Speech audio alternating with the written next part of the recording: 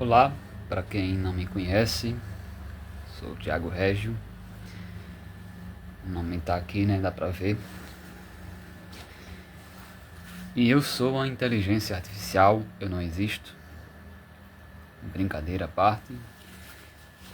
Algumas pessoas me denunciaram várias vezes, né? E eu acabei perdendo minha conta principal. Mas graças a Deus eu tenho esta conta e vou poder continuar falando sobre o que eu gosto, né? A respeito de literatura, de poemas, teologia, enfim. Tem muita coisa que eu ainda tenho a dizer.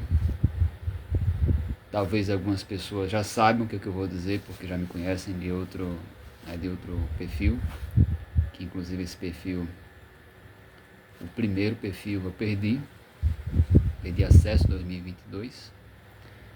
Depois criei outro perfil, e esse perfil eu decidi excluir de vez, assim como também do Instagram eu excluí de vez. Criei novos perfis ali em março, de março para abril, e a Meta decidiu banir as minhas contas do Instagram, porque supostamente estou dando golpe, né? Eu não sou nem golpista. Todas as coisas que eu faço aqui são verificáveis, né? Quem quiser saber se um livro meu realmente existe, ou se a Bíblia Techuvahita existe de fato, é só pegar o link e pedir para qualquer IA verificar, ou colocar no Google, ou entrar no próprio link, e vai ver que direciona para exatamente para a publicadora, né? Para a editora, no caso o Eclep e a própria Amazon, né? Amazon KDP. E é isso, não tenho muito o que falar, estou aqui apenas me apresentando. E uma das intenções, a minha intenção principal não é vender, ok? Eu não sou vendedor, eu não sou bom de marketing, eu não sei fazer essas coisas, mas como escritor eu já publiquei livros, como editor da Bíblia Techuvahita já publiquei a Bíblia Techuvahita, o primeiro volume, né, o Códice 1, e a minha intenção não é apenas vender isso, no caso é propagar a ideia ou a crença da restauração da igreja. Uma das coisas que eu venho percebendo, né, a igreja se afastou muito daquilo que era o propósito da igreja. Por exemplo, quando nós vamos para o livro de Atos, capítulo 2 e capítulo 4, lá mostra as pessoas tendo comunhão, tendo uma partilha de bens, sem egoísmo. Ninguém considerava o que era seu, considerava como seu próprio que tinha, mas repartia. Não quer dizer que o cristão é obrigado a vender tudo o que tem para dar aos pobres, não é isso.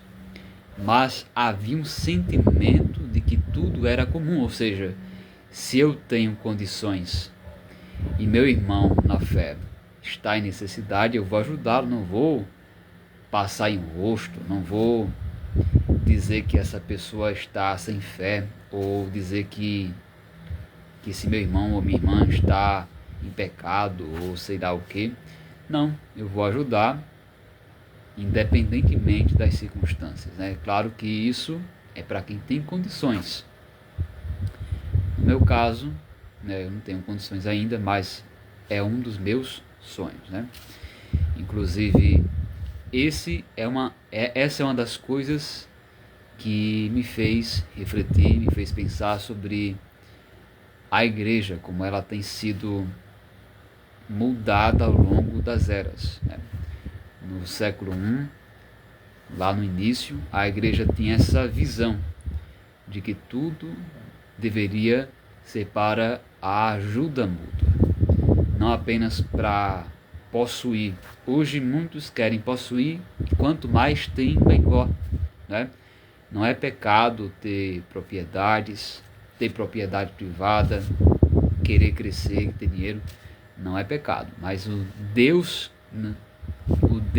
da nossa vida não pode ser o dinheiro, não pode ser bens materiais, não pode ser qualquer coisa deste mundo. Existe apenas um Deus que criou todas as coisas, a quem chamam de Yahweh, muitos chamam de Jeová, Yahvé, mas esse Deus, o Deus da Bíblia, o Deus que enviou Jesus, ele não nos chamou para vivermos em egoísmo. Esse é um dos pontos que me fez refletir sobre a necessidade do retorno à fé cristã primitiva, o retorno às raízes da fé. Outra questão também é o dízimo. Aqui eu estou me apresentando, Como já disse, sou Tiago Régio, sou escritor, sou teólogo ou estudante de teologia, no caso, bacharelando em teologia. Já fiz outros cursos de teologia e não sou ordenado, ok? Não sou ordenado ao ministério, não sou pastor, meu chamado não é para pastor, para pastorear. A minha vocação não é relacionada ao pastorado, mas tem a ver com o ministério profético. E, por assim dizer, por ter esse ministério profético, há o objetivo, a intenção, aquilo que Deus colocou no meu coração, o chamado ao qual Deus me ordenou, é restaurar a igreja, trazer de volta a fé cristã primitiva, sem doutrinas de homens, sem dogmas humanos, sem paganismo, sem qualquer outra coisa que contaminou o evangelho ao longo dos séculos.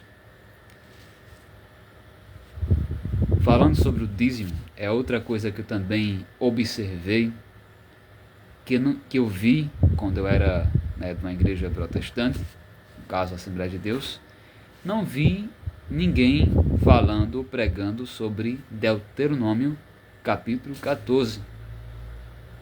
Pregam mais Malaquias 3:10, fora do contexto, não explicam o que é o dízimo. Dizem que dízimo é 10% do salário, não é isso que diz a Bíblia.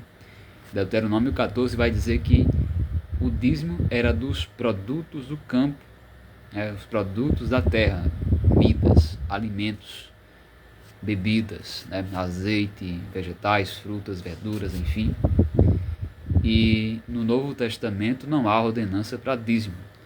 Outra coisa também que observei é a questão do Natal. Não tem mandamento explícito na Bíblia, nenhum versículo sequer, nenhuma palavrinha sequer ordenando comemorar o Natal, o nascimento de Jesus no Natal, dia 25 de dezembro, que na verdade é um dia pagão, uma festa pagã criada por satanistas que se infiltraram inclusive nas igrejas, e eles introduziram essa tradição pagã e as pessoas não refletem, não pensam e engolem tudo. Engolem o dízimo como dinheiro, engolem o Natal, engolem a questão de que não há necessidade de compartilhar os bens, de compartilhar as coisas, Não fala aqui de compartilhar a mesma casa ou a esposa, não é isso, tá? Mas compartilhar no sentido de, se meu irmão está passando necessidade, eu vou ajudar para que ele não passe necessidade. Não é vender tudo que eu tenho, como alguns pensam, alguns defendem, Muita gente fala assim, você quer que a igreja seja como era a igreja primitiva, mas que tal vender sua casa tudo e dar para os pobres? Mas não é isso que a Bíblia diz.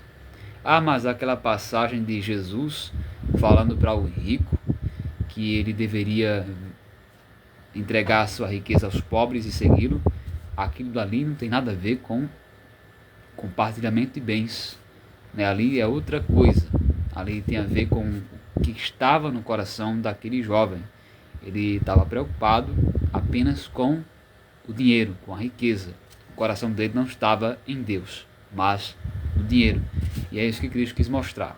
Então, o nosso coração não pode estar pautado no dinheiro, nos bens materiais. Outra coisa também, em relação a usos e costumes. muitas igrejas colocam regras, dizendo que o cristão, o homem, não pode ter cabelo crescido, ou não pode ter barba, né?